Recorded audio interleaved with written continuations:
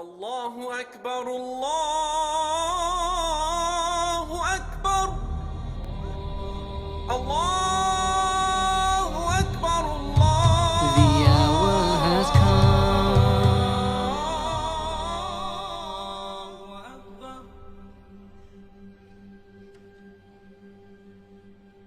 Allahu Akbar, Well, he praised the September 11 attacks, called suicide bombers heroes and blamed women for being raped. Now Australia's leading Muslim leader has gone completely off the rails. Sheikh Al-Halaili is the most senior Muslim cleric in Australia. Here he is on Egyptian television this week talking about Australians. Their values are upside down. They have no democracy, no freedom. They are the worst liars and unjust people. The English and Anglo-Saxons arrived in Australia as convicts in handcuffs. We paid from our own pockets and went there as free people. Australia is no longer Anglo-Saxon. We've been in Australia longer than them. Islam is deep-rooted in the Australian soil. Islam was here before the English fleet. مقبرة الشيوعية والله الذي لا إله إلا هو بإذن الله ستكون سوريا مقبرة القياصرة وأحلام القياصرة والغرب الكافر بأسره. Takbir! Takbir! He's the Muslim firebrand denounced by politicians and fellow preachers. A sign of infidelity, disbelief, filth, a sign of dirt. Last year, Sheikh Fayez wanted a Dutch politician's head cut off. This preacher will say, "O Muslim, behind me is the Jew, come and kill him." All of them. وعلى محمدكم وعلى قرآنكم وينتظرون فرصة ليفتتوا بلادكم فابدأوا بهم قبل أن يبدأوا بكم اقطعوا أيديهم قبل أن يحيثوا في الأرض فساد وأنتم في تركيا بإذن الله قادرون. فقد وقع اغتصاب عشرات الآلاف من النساء وذلك من قبل القوات الصليبية الأمريكية والبريطانية تساعدهم في ذلك القوات الأسترالية. اسمع يا من جئت تقبل أحذية اليهود. Let me test your views. Do you agree with the view, for example, that, quote, he who does not rule by Islam should either retract or be killed? As I said, I'm not going to respond to sound bites. So you're not going to answer that question. Let's see if you answer this question. Is Australia an enemy of Islam because of our participation in the wars in Afghanistan and Iraq? Well, as I said before, the Australian government is doing a lot in the Muslim world. It's doing a lot here to act as an enemy and to do what it can against Islam, and that's what I want. How do we deal with a brother in Islam who is a homosexual? Astaghfirullah al-Azim. That is the worst, disgusting, scummy, dirty, filthy, abominated act on the face of this earth. Zina in the open, Allah will send on them diseases that they've never experienced before. Subhanallah. What's the most common disease these days? HIV, AIDS, that's so common and there's no cure to it. And when did it exist? Just, decades ago. And more diseases are coming. I was invited to give a speech explaining what Islamic law has to say on the question of homosexuality. I was invited. It was an academic setting. There were all kinds of people, Muslims, non-Muslims, heads of department there. Everyone was there. No one booed me. The key target, grand final day at the MCG. Thousands to be killed, blown up. And now we find out that the homegrown terrorist who plotted it all was on welfare payments for 19 years. He never worked a day and has cost us millions. This is what they think of us, a law unto themselves outside Melbourne's courts. With charges laid, Australia was about to discover what Muslim cleric Abdul Ben Brika had in store for us. Anyone who fights for the sake of Allah,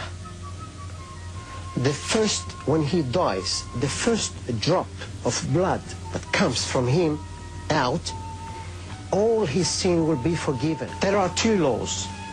There is an Australian law There is an Islamic law. Not only were we paying him and his family, but he shouldn't have been on our shores. Benbrika was an illegal immigrant ordered out of Australia 3 times, in 1990, 94 and 95. He was told to get out, go home to Algeria. But instead he fell off the immigration radar, married a Muslim Australian and won an appeal to call Australia home, and kept on plotting to destroy our way of life. أمتي قد لاح فجر فارقب النصر المبين دولة الإسلام قامت بدماء الصادقين. He told his family he was going on a fishing trip. They never saw him again until now. The new face of ISIS propaganda, 17-year-old Australian boy appearing in this video threatening President Obama and for the first time Australia's Prime Minister Tony Abbott. His family's home is in the western suburbs of Sydney, the very same place where last month police foiled a homegrown beheading plot and carried out the country's largest terror raid. A really disturbing story coming out of Iraq and Syria. It's about Islamic State again, and it's about this guy named Khalid Sharoof. Australian Khalid Sharoof's path from Sydney to ISIS. For weeks, Australians have been aghast at the stream of gory images uploaded by 2 of their countrymen fighting for the Islamic State in Syria and Iraq. But it's this photo that Khalid Sharoof posted on Twitter of his son hoisting the decapitated head of a Syrian soldier, which has raised the greatest outcry. According to a UN report, a money transfer firm linked to an Australian national believed to have been photographed while holding severed heads of Syrian soldiers is suspected of transferring up to $15.47 million to finance Islamist militants. A money transfer business owned by the sister and brother-in-law of an Australian foreign terrorist fighter, Khalid Sharoof, was shut down. I don't see myself better than any of you. And alhamdulillah, it's only that Allah has been Kareem on me and He's bringing me here to this country. In the West, in wherever it may be, Europe, in Australia, in America. There are unconfirmed reports that Melbourne teenager Jake Bellardi has been involved in a suicide bombing attack in the Iraqi city of Ramadi. Just on dawn, 4 homes raided and a series of arrests. The raids involved 200 federal and state officers, including anti-terror specialists. Police uncovered alleged plans to kidnap and behead a random member of the public.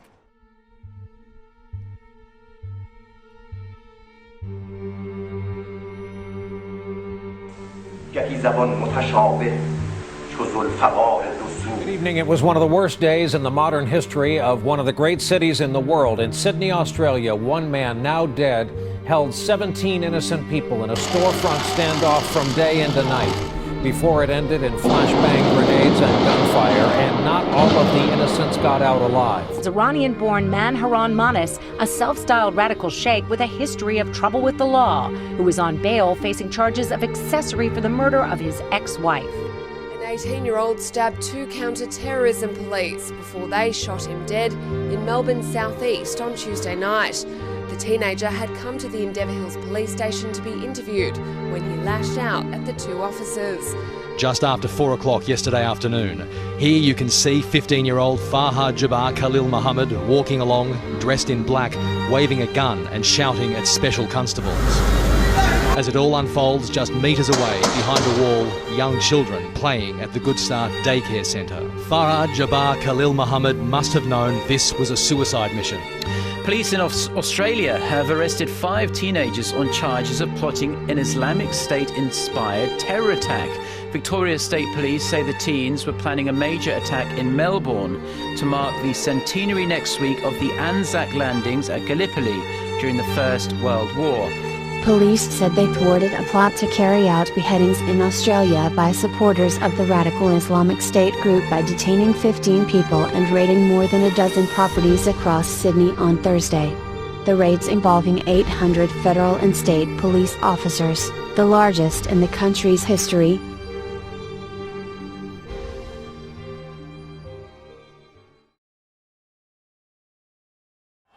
Violent clashes on Australian streets as a wave of rage over an anti-Muslim film spreads around the world. The heart of Sydney today, where outrage got out of control. In Martin Place, Hyde Park,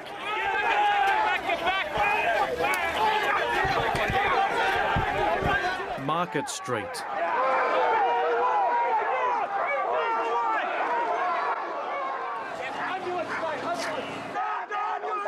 hundreds of Muslim protesters gathered to protest a video on YouTube that insults the Prophet Muhammad. You cannot mock the greatest, most influential human being that ever walked the face of this earth. At the MLC building, home to the United States Consulate, they tried to push through.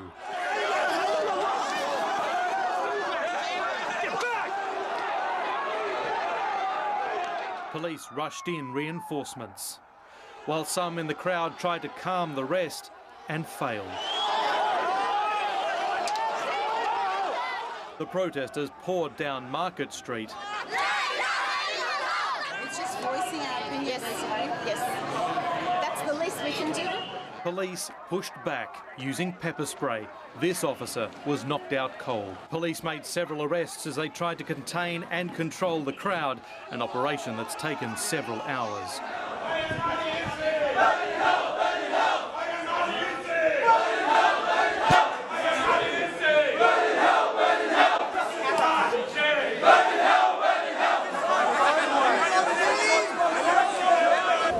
We're in Australia. I'm lucky I'm in Australia. I'm not in your country.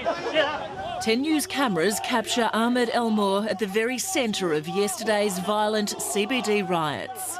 Police have established Strike Force McAllister, a response to what they are calling an unscheduled and unauthorised rabble. To see a young child with a placard thrust in his hand calling for the beheading of a person is simply something I cannot comprehend. Newcomers to this country are not expected to surrender their heritage, but they are expected to surrender their hate. Islamic political rally in Sydney's west. It captures the raw anger created by the anti-Islamic video. Cheap, filthy, disgusting, hate-filled insult towards our messenger. Although deeply angry and passionate, the group says it does not support violence. A 7 News investigation has uncovered a video which makes very clear the intent is to brainwash children and teach them to hate Australia. Watch as 4 Australian children aged 6 to 13 call for an end to our way of life. A group calling itself the Muslim Youth Project runs regular events for young children. In this one held late last year, the boys rally under the banner Soldiers of Khilafah, the 6-year-old proclaiming and promise to die fighting to end democracy in Australia, replacing it with a caliphate ruled by Islamic Sharia law. They also call for American President Barack Obama to go to hell, for Syrian President Bashar al-Assad to be beheaded, and for an end to Western ideals. The man leading the chant is Bilal Murhi, a senior figure in the radical group Hizb ut-Tahrir. Here he is recently in Indonesia delivering a sermon to 200,000. Yes, my brothers, we will change the world to suit Islam. The Muslims living in Australia are also engaging in this struggle. I mean, Islam is an ancient religion of great scholarship. I mean, for heaven's sake, much of our learning and culture came to us from the Muslims, just like, you know, our whole system of numbers and much of the learning of the ancient Greeks only survived. It's a great tradition.